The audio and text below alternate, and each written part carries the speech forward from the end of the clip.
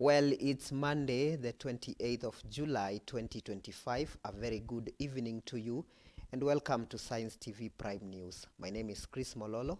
On sign language interpretation is Gideon Maina, and we are here to update you with what's happening in the world of news.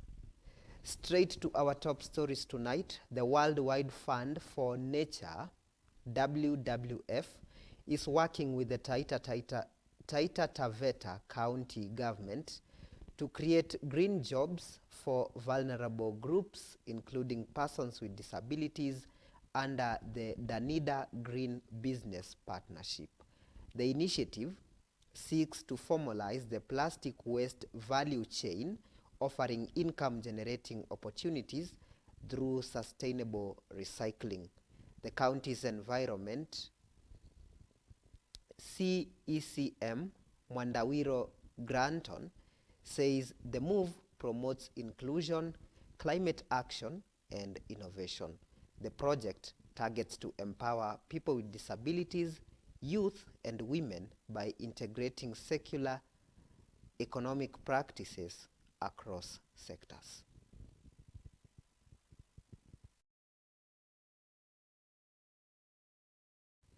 Moving on, political temperatures are rapidly escalating in Malava Constituency as the Democracy for the Citizens Party, DCP, and the Democratic Action Party of Kenya, Dap-K, engaged in a fierce contest ahead of an upcoming by-election. The two parties are locked in a spirited battle, with each vowing to clinch the parliamentary seat. Speaking in Kimangeti, Malaba sub-county, that's Kakamega County, Cleophas Malala, identified as the Deputy Secretary General, called for Dap-K to withdraw from the by-election, asserting that Malaba is a DCP's stronghold. Malala emphasized that all opposition parties should unite and support the DCP party candidate as a sign of collective opposition unit. He further faulted Dap-K party leader Eugene Wamalwa for allegedly attempting to dominate what he considers their stronghold. In light of these tensions, Malala has urged the Independent Electoral and Boundaries Commission to ensure a free and fair election. Edgar Busiega, that's an aspirant of the DCP party ticket for the by-election, echoed Malala's sentiments, reinforcing the call for Dap-K to cede ground in the contest.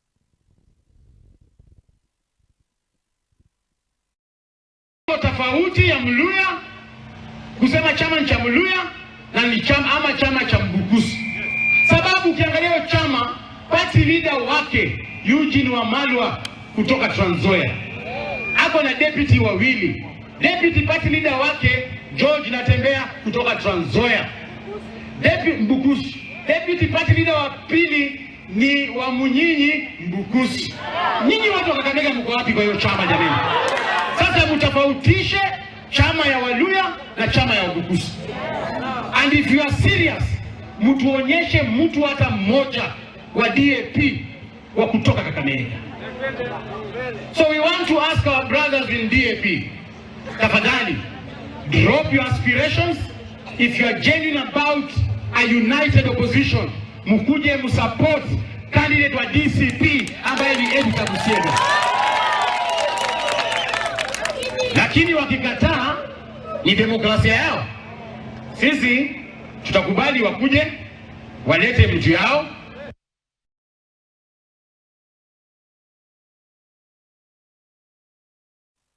Now to some other news, the persistent fear of cancer continues to cast a long shadow over residents of Mount Kenya region, prompting an urgent meeting of county governors in Nairobi to strategize on combating the disease's growing spread. Now, according to alarming statistics from the Ministry of Health, the disease has impacted several counties within the Mount Kenya area, notably Meru, Embu, Tharaka Nithi, and Murang'a. Deliberations are expected to focus on enhancing screening programs, improving access to treatment facilities, increasing public awareness campaigns, and exploring preventive measures to curb the disease's advance. It's not really a problem in Kenya. The problem is early diagnosis. And if we can be able to reach our people at the lowest possible level, because the earliest interaction of our patients with health is with our CHPs. From there, it is the level 1, level 2, which is the dispensaries. But most of these cancer conditions are normally detected when they eventually get to level 4 and level 5. Sometimes it's very late, even for people who are enlightened. Is that late? Even most of the people usually fear being tested or being diagnosed because they think when they're told they have cancer, it's a death sentence. Many times until you are frail, until you are weak, until you are almost in stage 3. I personally lost my father-in-law last year because he was diagnosed with pancreatic cancer at stage 4.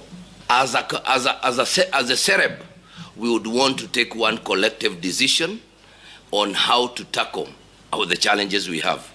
While the NOREB might be struggling with malaria and TB, here we are struggling with non-communicable diseases, and it's upon us to work towards solving our problems. Is that okay? Are we okay, ladies and gentlemen? Elsewhere, Bunge la Mwananchi Migori branch has urged the county's political class to tone down their rhetoric and reduce the political hooliganism being experienced in various parts of Migori. Speaking to the press at one of the hotels in Migori town, Migori Bunge la Mwananchi chairperson Charles Asewe condemned the violence experienced a fortnight ago in Nyatike constituency when supporters of Makalda Kanyarwanda, member of County Assembly, Felix Okwanyo, clashed with the supporters of Nyatike Member of Parliament Tom Odege during a church fundraiser. Asewe said that the 2027 elections are still far and it was important for the political class to implement their manifestos to justify their re-election bid. He called upon the political class to demonstrate good leadership skills, political tolerance, and champion peace and unity while working for the people of Migori. Recently, the county has also witnessed wrangles between two factions fighting for the position of Uriri constituency ODM party chairperson's seat, each group claiming to have the backing of two different politicians within the county. Very firm, and issues on security, we are very much tangible on such issues. I want to say amicably that these issues of violence, it has been something that has become rampant in Migori County, and especially it is initiated with some of the politicians around. That one we must say. So whoever that is ready, who thinks that maybe Migori belongs to him or her, Migori belongs to the people of Migori, those people who live in Migori. And we are not going to encourage issues on violence. The act of political hooliganism and violence, we ask our political leaders and their supporters to be tolerant. Recently, you saw what happened at Nyatike. It's not good. As the Bunge la Mwananchi Migori County, we are strongly condemning what happened during the prayer meeting where our leaders gathered. That act of political violence, we don't want it. We need a civilized politics. When our leaders gather somewhere, let them preach peace.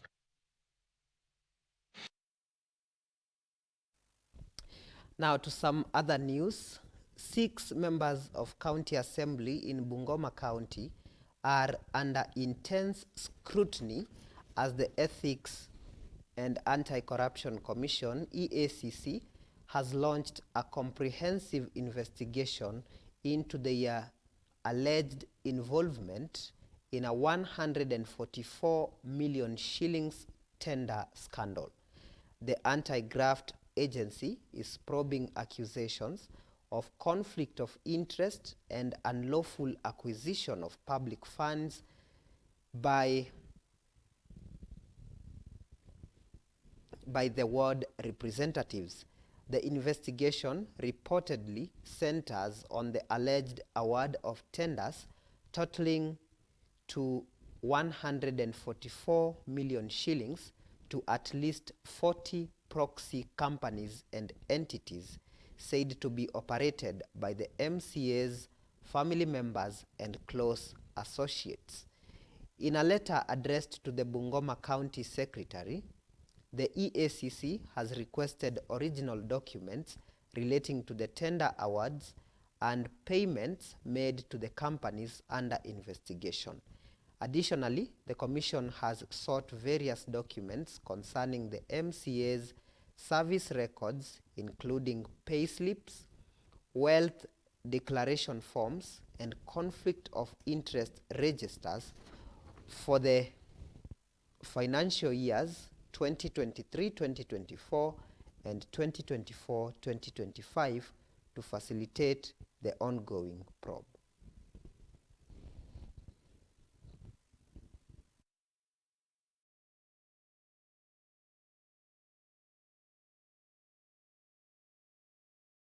The County Assembly of Bungoma ni wao ndio wanafanya biashara na county, ni wao ndio wanatumia mbinu zao, makampuni zao ndio ziko zinafanya kazi, na ndipo saa hivi leo vile tuko hapa tunataka tuambie EACC ya kwamba let them not wait until mambo iharibike zaidi.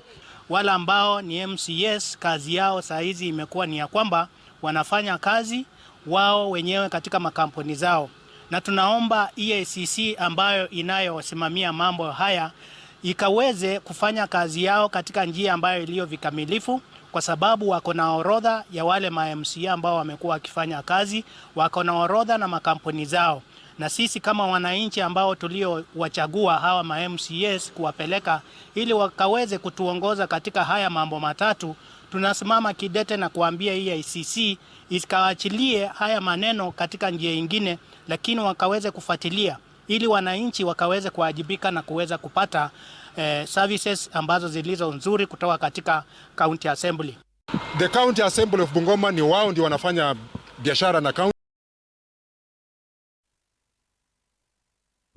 A major crackdown on drug trafficking networks in Kitale has seen authorities recover cannabis valued at over 3 million shillings following an Akada-led operation on Sunday, July 27, 2025.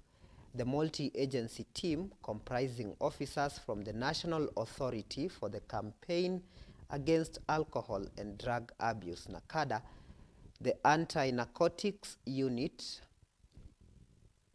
ANU, Administration Police, and Local Police Command, raided a suspected drug den within Kitale town.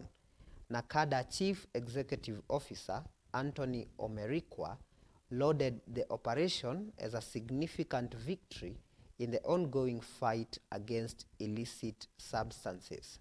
Speaking after the successful raid, Omerikwa issued a stern warning to drug peddlers, declaring that the agency will not rest until all traffickers, users, and distributors are brought to book. He revealed that this intensified crackdown comes in response to rising concerns over drug abuse among youths in Trans Nzoia County.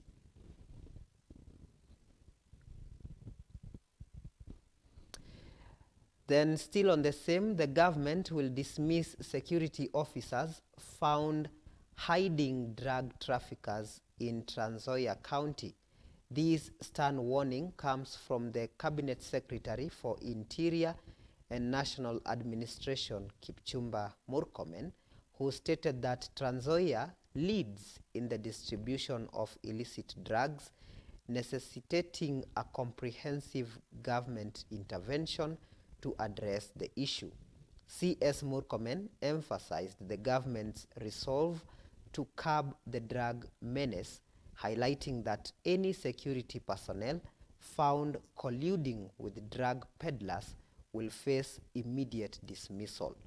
These remarks come as the National Authority for the Campaign Against Alcohol and Drug Abuse, NACADA, continues with its intensified grassroots crackdown on illicit substances in the region. We have admitted from our security sector that some of our officers are culpable, and we will be dealing with them immediately, and we are not transferring anybody. They will be receiving their dismissal letters as they go through their court processes to answer why they are facilitating smuggling of drugs and the distribution of drugs and alcohol, illicit alcohol. Hiyo operation ni part of ile makataa tulipewa na waziri. Alituambia tuingie nyanjani tuanze kupigana na hii mihadarati. The operation yesterday was intelligence led na tunaendelea. Tumeshika suspects wawili na katika ile hali ya kuhojiana tumepata majina, namba na distribution centers zingine ambazo nikiwa hapa nasimama, maofisa wako huko kwa ground wanaendelea kufanya upekuzi.